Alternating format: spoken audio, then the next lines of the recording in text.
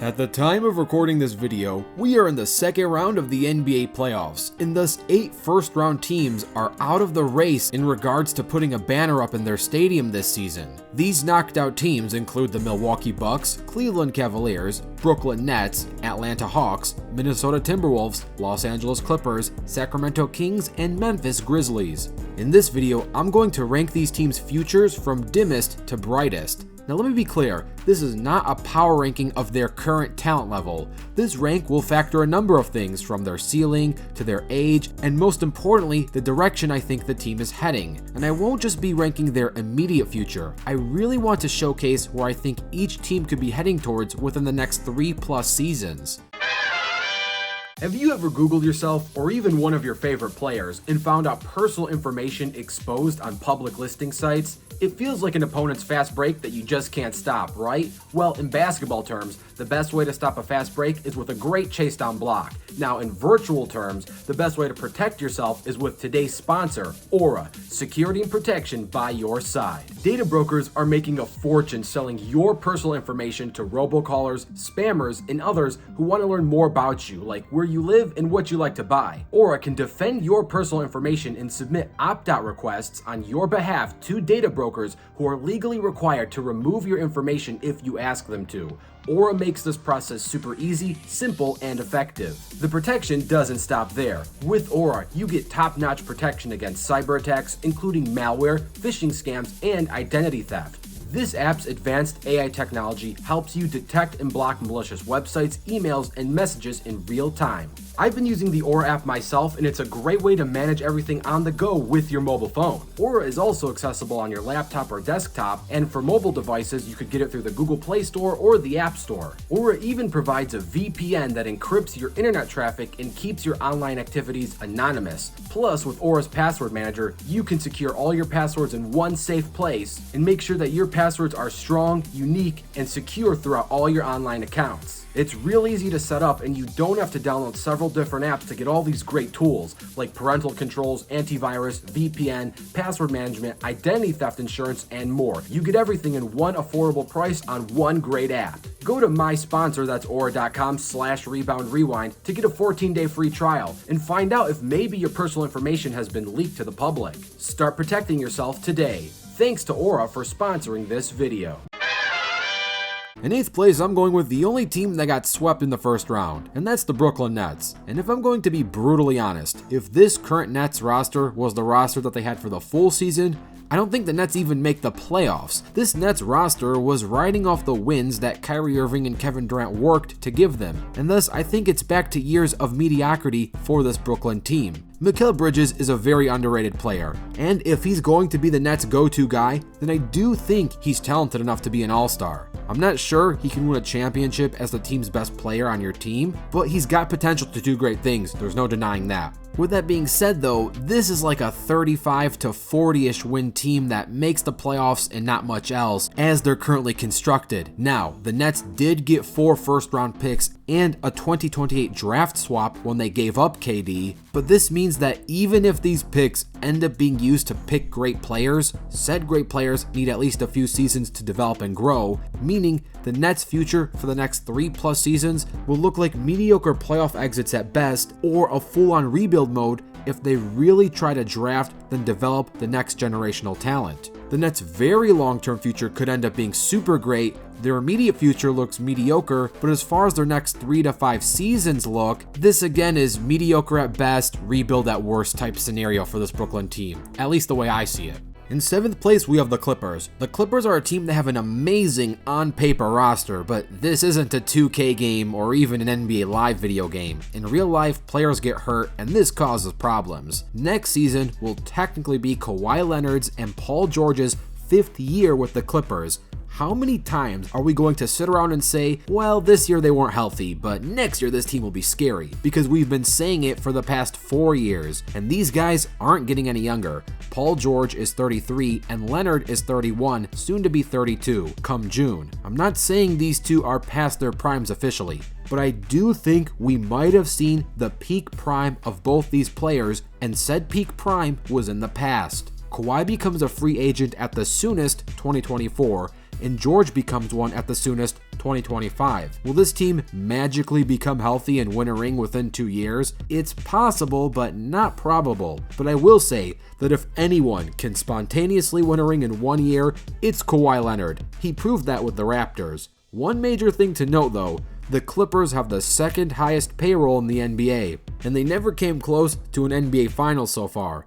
This team has a lot of load, but not a lot of management. In 6th place is the Minnesota Timberwolves. Let me remind you that Minnesota traded 3 unprotected picks, another first-round pick, and Walker Kessler, all to lose in the first round. Now yes, they did lose to an excellent Denver Nuggets team, and yeah, there was injuries at play that did factor into the loss, but that doesn't change the fact that this team doesn't seem to fit so well with a very heavy, expensive Rudy Gobert contract. And let's not beat around the bush. In my opinion, it's either cat or ant. Pick one and build around one. That sounds harsh, it even sounds crazy to some, but in my opinion, it's for the better. In a perfect world, you would want this to be the 1-2 combo that rocks the planet, and they both put up a great banner together. And it is possible that the Timberwolves keep their heels in the mud and continue to go with this experiment. Or they can do what the 76ers did a few years ago, when they chose Embiid over Ben Simmons and built a team specifically around Embiid. There are so many crazy packages and directions they can take this team if they decide to bite the bullet and remove Karl Anthony Towns to specifically build around Anthony Edwards. Karl is eligible to be traded this July, and this team had 8 years with him. The best Cat has given you is 3 early playoff exits, and in one of those rosters, he wasn't even the best player. Arguably, that was Jimmy Butler's team. Judging the Timberwolves' future is quite difficult because I'm assuming they're just going to keep their heels in the mud and ride or die with this specific roster. If that's the choice they make, then unless Ant-Man becomes so generational that he can will any team to victory regardless of roster, then this team needs some serious changing. Not many players are that great. Most franchise players have rosters built around them. Only very few, like 2018 LeBron James, can sincerely will a lottery team to the finals. I'm rooting for Edwards to be that generational guy, but I also think it's a good idea to help his growth and not hinder it, and just hope for him to just overcome anything.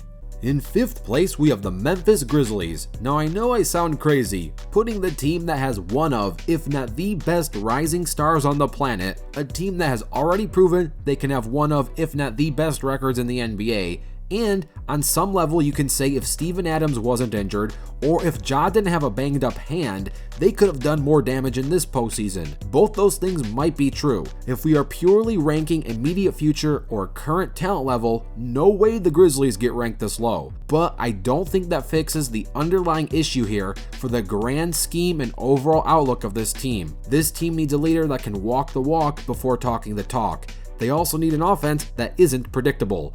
Once Ja Morant comes off a high screen, his next move becomes really predictable. It's pretty much a coin flip, a 50-50 shot. He either kicks it out to a shooter or decides to finish. A smart enough defense would know what to do in either decision, which is mainly why they can make great noise during the regular season, but come playoff time, they will usually be facing a veteran team who can adapt to this type of offense. All this, and I didn't even mention Dillon Brooks. And look, I could be the millionth person to talk about how problematic he was against the Lakers, but that's all in the past. This video is about the future, and I want to talk about the Grizzlies' future without him. Yes, getting rid of him can change the attitude and culture of this team, but aside from his bad shooting this season, and plus the drama, you can make a strong argument to put him on an all-defensive team roster. So he's not the Shanghai Sharks tier NBA player like a lot of memes are making him out to be if we're being 100% serious about his talent level. The Grizzlies have reported that Mikal Bridges and OG Anunoby are on the top of their wish list for the offseason, but this is a wish list, not a guarantee. If Memphis does land one of these two players, then for sure I would rank them higher, but for now, there's a lot more questions than answers. In 4th place, we have the Cleveland Cavaliers. I'm going to be straight up and say I'm actually hoping to be wrong on this take, since personally I'm a Cleveland Cavalier fan, I have been my whole life, and I want this team the most to succeed, but I gotta be critical of them for this video. I'm a huge fan of every Cavalier on this roster, but what I have noticed in this playoffs is exactly what I noticed in last year's play-in tournament. Evan Mobley and Jared Allen are not the regular season heroes come postseason time. When the bright lights are on, these two seem to underperform. Don't even get me started on the poor rebounding performances, getting out-rebounded by guards in the playoffs. And I'm hoping this is due to inexperience. But some people would argue that Mamba mentality isn't something you can learn. You're either born with it or you don't got it. It's still too early to tell though. Because Mobley was about to be the youngest defensive player of the year in NBA history, this man has a bright future. Plus, Mobley and Allen aren't even the Cavaliers' biggest issue. When it comes to judging the Cavs' future, my biggest issue for this team is how much they gave up just to rent Donovan Mitchell for at least 2 more seasons at best. They gave up a lot of picks and a lot of young talent for a great regular season player in Donovan Mitchell. But man, did Spider-Man really have to lose to Jalen Brunson in 2 playoffs in a row on 2 different teams? That hurts. Not as much as other things that Cleveland sports fans go through, but it still hurts to see. If I have to be positive though, Darius Garland and Mobley are nowhere near their primes. On that sentence alone, their future has to be bright. Plus, this current roster currently has no depth. If they can add depth and build around Garland and Mobley, things can be great. But if Mitchell leaves this team, the Cavs pretty much gave up all those picks for nothing when those picks could have been used to add depth to this roster. I would rank the Cavs higher if I get some sort of guarantee if Mitchell decides to stay in Cleveland long term, or I could put my blind fan cap back on. But if I'm being straight up analytical, the Cavs have major decisions to make. Plus, I didn't even talk about how JB Bickerstaff simply got outcoached in the series against the Knicks by Tom Thibodeau. But I don't want to count that against him since it was his very first playoff series ever as a head coach, and he was going up against a very experienced head coach. Hats off to him for even putting Cleveland back on the map in terms of playoff basketball. In third place, we have the Hawks. The Hawks have no perimeter defense. If you can't defend the perimeter in this era, it pretty much means your defense can't do the most important task on the defensive to-do list. If this is the case, then I'm looking at John Collins, Clint Capella, and DeAndre Hunter and exploring options on all 3 of them. There's no guarantee this will bandage fix everything, especially who knows what they get in return. But if their current defensive issues aren't solved, then the Hawks have to get ready for a lot of playoff heartbreaks in the future. The good news is these issues are solvable, which is why I'm not punishing their overall ranking for it.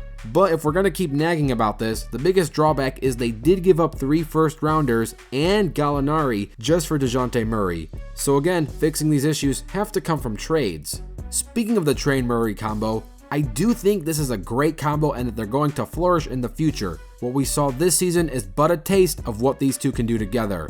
Trae himself proved that even though the odds were against him, he can take over games. He took the Celtics to 6, when most teams would have got swept had they been in this situation. And I wouldn't even blame this duo on this roster's underperforming win record for the regular season. I really think it comes down to that perimeter defense. Best of all, Trae has taken worse teams to deeper playoff runs before. Keep in mind, he only just finished his 5th NBA season, and he's 24 years old. We won't see his true prime till he's around 28. So this man has a lot of brighter days ahead of him if he keeps things in gear and stays focused. In second place is the Bucks. Giannis signed a contract that will earn $256 million over the next 6 seasons, making him the highest paid athlete in NBA history. He can opt out his 5-year deal at the soonest being 2025. The Bucks ranking really depends on what he decides to do in 2025. I'm assuming he stays since I have no reason to believe he would even want to leave. I know right now the Bucks have a lot of roster issues this season, and they have the oldest team in the league with an average age of 29.5 years old. They also just got rid of their head coach, which usually means said team is in shambles if they do that. Chris Middleton isn't getting any younger. There's a lot of contractual issues there. You could go on and on ranting about the Bucks' first world problems, but when you have one of, if not the best player on planet Earth, the best two-way player currently walking amongst almost 8 billion people, then this team is in good shape until said best player wants to leave. Giannis has already proved he can win as the Bucks' best player, and he's still in his prime. I will admit that if he does want to leave in 2025, then this ranking can drop all the way to the bottom. But again, I have no reason to think that he's not the type of guy who wants to be that one-team lifer. In all his interviews, he makes it seem like he wants to pull a Tim Duncan and go all in with the Bucks. But hey, players can and do have the right to change their mind. I just think his future is still in Milwaukee from what I see in him. In first place, we have the Sacramento Kings. The Beam team played like the dream team this season, and despite losing to the defending champs, they had a pretty solid playoff run for their first playoff run in almost 2 decades. Losing to a veteran team in 7 games with championship DNA is probably the best way to go out in the first round if you're going to go out in the first round. Obviously, you'd prefer to win, but of the losing options, this was the best way to lose. But to put my critical hat on, Sabonis was a no-show for this series, and that's not good when he's arguably your best player. When the best player did poorly in the playoffs, then that is something to be concerned about. But there is just way too many positives that outweigh the negatives, because if they didn't face Chef Curry, and if said Splash Bro didn't have an all-time historic Game 7, like 50-point record-breaking Game 7, the Kings would likely be in the second round. And if I didn't know who Keegan Murray was, I would have never guessed that he's a rookie. He had such an amazing first season, and his ceiling has a lot of potential to be an all-star. De'Aaron Fox is only 25, and this team is really only getting started. They have a great coach in Mike Brown who knows how to win games, and they have a lot of options if they want to part ways with the Cat in the Hat. But if not, The Cat in the Hat Comes Back is also a great book. So here's the ranking of every knocked out playoff team's future from dimmest to brightest in the first round. Let me know what you thought of this ranking and what you want to see in these teams' offseason plans. Don't forget to dunk on that like button and subscribe with notifications turned on. I'm Rebound Rewind, and I'll fast forward to you later.